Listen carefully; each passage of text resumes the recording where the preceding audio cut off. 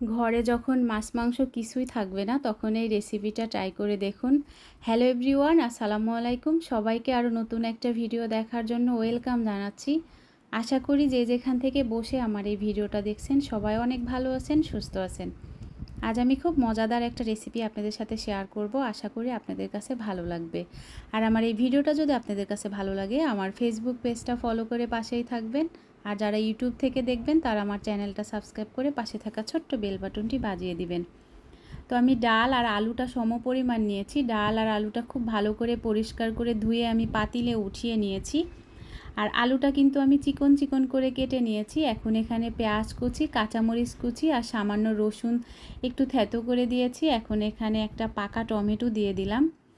টমেটোটা দিয়ে এখন এখানে গুঁড়া মশলা দিয়ে দিব। 1 চামচ হলুদ গুঁড়ো, 1 চামচ মরিচ গুঁড়ো, আধা চামচের একটু কম জিরা গুঁড়ো আর ধনিয়া গুঁড়ো সমপরিমাণ দিয়েছি। এখন এখানে স্বাদমতো লবণ দিয়ে দিব।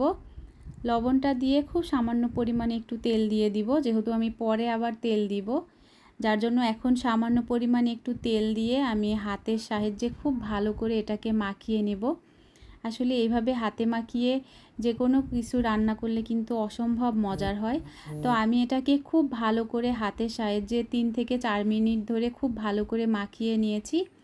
এখন এখানে এমন পরিমাণ মতো পানি দিয়ে দিচ্ছি। এতটা পরিমাণ পানি দিতে হবে যেন ডাল আলু খুব ভালো করে সেদ্ধ হয়ে যায়। পানিটা দিয়ে আমি এটাকে বলক তুলে নিয়েছি। এই তো বলক হচ্ছে, এই অবস্থাতে আমি একটু নাড়াচাড়া করে দিয়ে চুলার জালটা একেবারে লো করে দিয়ে এটাকে আমি খুব ভালো করে সেদ্ধ করে নিব। এই অবস্থাতে কিন্তু চুলার জালটা একটু লো করে দিতে হবে। তো আমি চুলার জালটা একেবারে লো করে রেখেছিলাম।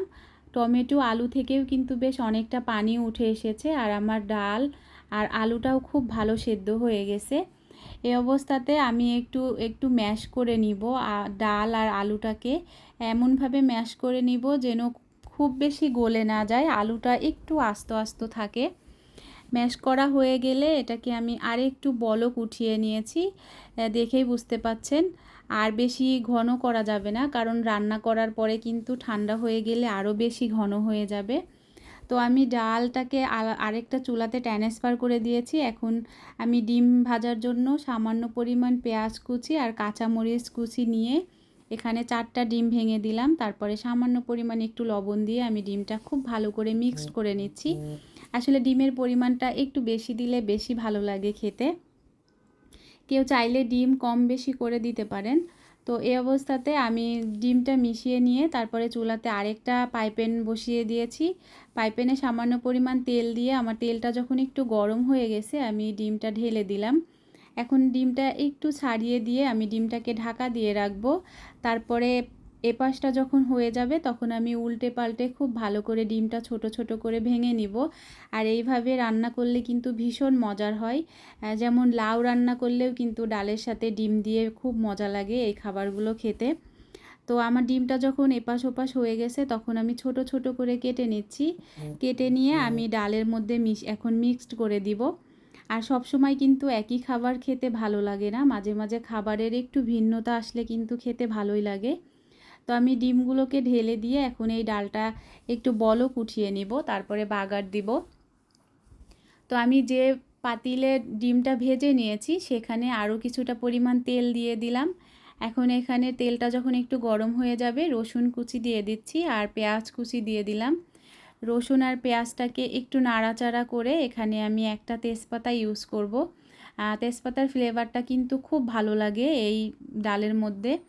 তো আমার পেঁয়াজ আর রসুনটা যখন একটু লাল লাল হয়ে গেছে এখন আমি একটা তেজপাতা ছোট ছোট করে কেটে দিয়ে এখানে সামান্য পরিমাণ একটু পাঁচফোড়ন দিয়ে দিচ্ছি। আর পাঁচফোড়নের ফ্লেভারটা কিন্তু খুবই ভালো লাগে। পাঁচফোড়নটা দিয়েও আমি পাঁচফোড়ন তেজপাতা সব কিছু একসাথে খুব ভালো করে আর একটু লাল লাল করে ভেজে নিব। তারপরে এখানে সেই ডালটা আমি মিক্সড করে দিব। তো যারা আমার ফেসবুক পেজটা ফলো করেছেন তাদেরকে অসংখ্য ধন্যবাদ। আর যারা এখনও ফলো করেননি প্লিজ আমার পেজটা ফলো করে পাশেই থাকবেন। তো আমার পেঁয়াজগুলো যখন একেবারে লাল লাল হয়ে গেছে তখন আমি ডালটাকে চামিচ দিয়ে উঠিয়ে দিলাম প্রথমে, তারপরে নাড়াচাড়া করে দিয়ে আমি পুরোটাই ঢেলে দিলাম। এখন আমি নাড়াচাড়া করে এখানে একটু বলক উঠিয়ে নেব, তারপরে আমি চুলার জালটা বন্ধ করে দিব। এই তো আমি কিন্তু চুলার জালটা বন্ধ করে দিয়েছি, দেখতেই পাচ্ছেন। এটা কিন্তু অসম্ভব মজার একটা রেসিপি, সবাই ট্রাই করে দেখবেন, আশা করি ভালো লাগবে। মাশাআল্লাহ, এটা খেতে ভীষণ মজার ছিল।